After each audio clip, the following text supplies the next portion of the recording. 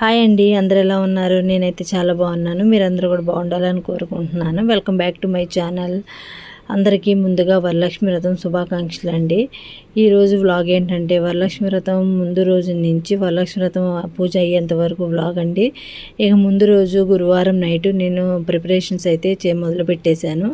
ఎందుకంటే ముందు ప్రిపరేషన్ చేసేసుకుంటే తెల్లారి పూజ అప్పుడు ఈజీగా ప్రసాదాలు అయితే చేసేసుకోవచ్చు. అందుకని ముందు రోజు నైటే పప్పులై నానబెట్టేసుకున్నాను.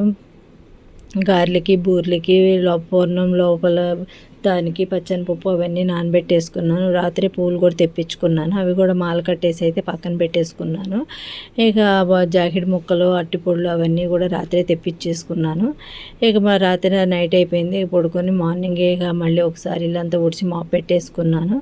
ఇక ఇల్లు శుభ్రం అనేది ముందు రోజే చేసేసుకుంటాం. ఇక మార్నింగ్ ఏమో పైన శుభ్రం చేసుకుంటే సరిపోతుంది. అందుకని మాప్ అయితే పెట్టేసేసాను. ఇక నేను కూడా ఫ్రెష్ అయ్యి వచ్చేసి నైవేద్యాలు అయితే ప్రిపేర్ చేస్తున్నాను. ఇక ముందుగా గారెల పిండి అయితే రుబ్బేశాను. తర్వాత బూర్లకేమో గ్రైండర్లో నలుగుతుంది. ఇంకో పక్కనేమో లోపల పూర్ణముకి పచ్చనిపప్పు అయితే బెల్లం వేసాను ఉడికిపోయిందని. ఈ పరవన్నం కూడా వండేసాను. తర్వాత ఏమో పులిహోర కూడా కలిపేసేసాను. ఆడవాళ్ళకి పండగలన్నా పూజలన్నా చాలా ఇష్టం కదండి. అందులో శ్రావణ మాసం అంటే చాలా ఇష్టం. దానికి తోడు వరలక్ష్మి వ్రతం అంటే పట్టు చీరలు అవన్నీ కట్టుకొని గ్రాండ్గా చేసుకోవాలని చాలామంది కనిపిస్తుంది. కాకపోతే ఎవరికి తోచినట్టు వాళ్ళకున్న స్తోమతను బట్టి చేసుకుంటూ ఉంటారు. కానీ నైవేద్యాలు కూడా అన్ని చేయాలి ఇన్ని చేయాలని ఏమి ఉండదు. ఎవరికి స్తోమతను బట్టి వాళ్ళు చేసుకుంటూ ఉంటారు. ఏమీ చేయకపోయినా ప్రశాంతంగా దండం పెట్టుకున్నా చాలు, అమ్మవారు మనల్ని కరుణిస్తుంది. నేను నైటీ మీదే ఉన్నానని అనుకోకండి. ఇక పొద్దున్న ఫ్రెష్ అయ్యాక నేనైతే పిండి వంటలు చేసేటప్పుడు నైటీ అయితేనే వేసుకుంటాను. ఎందుకంటే కంఫర్ట్గా ఉంటుంది, పని కూడా స్పీడ్గా అవుతుందని. ఇక ఇక్కడ మా అమ్మాయి ఏమో స్కూల్కి టైం అయిపోతుందని రెడీ అవుతుంది. ఇక మామిడాకులు పెట్టేసి వెళ్ళమ్మా అని చెప్తే ఇక మామిడాకులు అవన్నీ సర్దుతుంది. ఇక పిండి వంటలు అవన్నీ అయిన తర్వాత నేను మళ్ళీ ఫ్రెష్గా రెడీ అయ్యి శారీ అయితే కట్టుకున్నాను. ఇదిగోండి శారీ కట్టుకున్న తర్వాత ఇక మార్నింగే వేద్దాం అనుకున్నాను కానీ ఇక అవ్వలేదు.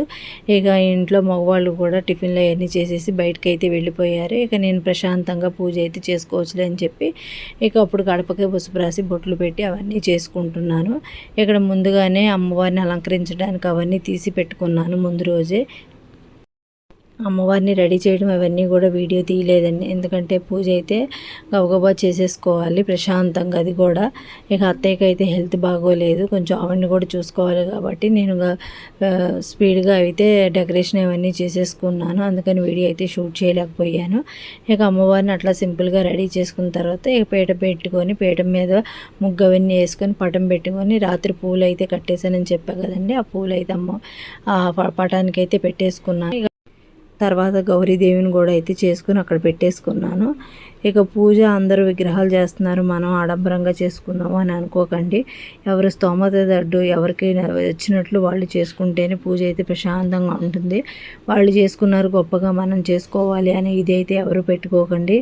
ఎందుకంటే ఉన్నంతలో చేసుకుంటేనే అమ్మవారు చాలా తృప్తి చెందుతారు. ఎందుకంటే వాళ్ళు చేసుకున్నారు మనం చేసుకోలేకపోయిన బాధతో మీరు చేసిన అది పూజ అయితే ఫలించదు. ఇక తర్వాత ఇట్లా ముత్తైదువులకు ఇవ్వటానికి కూడా వాయినాలు అయితే రెడీ చేశాను.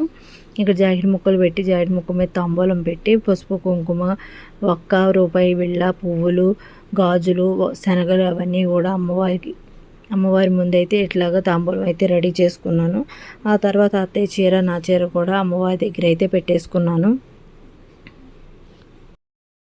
ఇట్లా అన్నీ ప్రిపేర్ చేసుకున్న తర్వాత కలిసానికి అయితే జాకెట్ ముక్క అయితే పెట్టలేదు.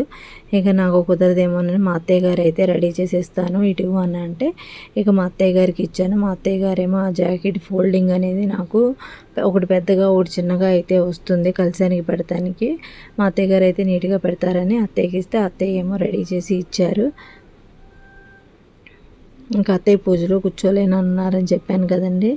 ఇదిగోండి చేతికి అయితే ఇంకా సెలైన్ కూడా అట్లాగే ఉంది, సెలైన్కి సంబంధించింది. అది మళ్ళీ నీరసం వస్తే సెలైన్ పెట్టాలని అదైతే తీయలేదు.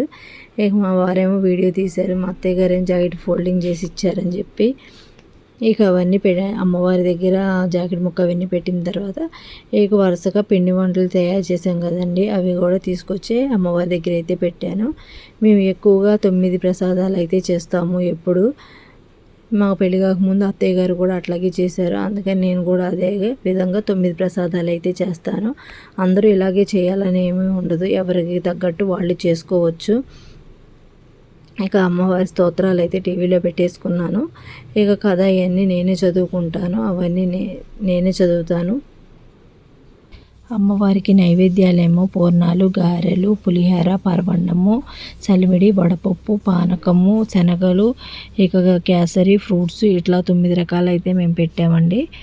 ఇక ఎప్పుడు 9 రకాలు పెడతామని చెప్పాం కదా, అందుకని 9 రకాల నైవేద్యాలు అయితే పెడతాము. ఇక అమ్మవారికి ఏమో జాకెట్ ముక్క అవన్నీ పెట్టిన తర్వాత నాకలు అయితే వేసుకొని ఇట్లా పువ్వు అయితే పెట్టుకుని అలంకరించుకున్నాను. ఇక చేతికి తోరం అయితే కట్టుకోవాలి కదండి, దానికేమో 9 పోగులు అయితే వేసి ఆ పోగులకేమో పసుపు రాసి 9 పువ్వులు కానీ 9 ముళ్ళు కానీ వేసుకోవచ్చు. ముళ్ళు అయితే ముళ్ళు వేసుకోవచ్చు, పువ్వులు అయితే పువ్వులు ఏ అయినా 9 ముళ్ళు అయితే వేసుకోవాలి. ఇక అవన్నీ రెడీ చేసుకొని అమ్మవారి దగ్గర అయితే పెట్టుకున్నాను.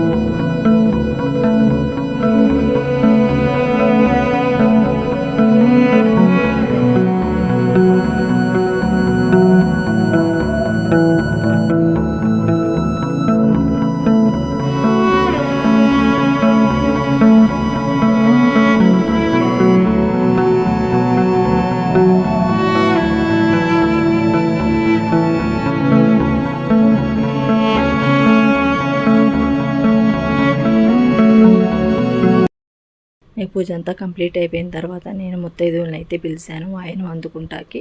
ఇక వాళ్ళు వచ్చిన తర్వాత వీడియో అయితే తీయడం కుదరలేదు, ఎందుకంటే వాళ్ళకి నచ్చుద్ది నచ్చకపోవచ్చు, ఎందుకు ఇబ్బంది అని చెప్పి, తెలిసిన వాళ్ళు అయితే ఇబ్బంది ఉండదు కదా అని చెప్పి ఆంటీ వచ్చినప్పుడు అయితే వీడియో తీశాను.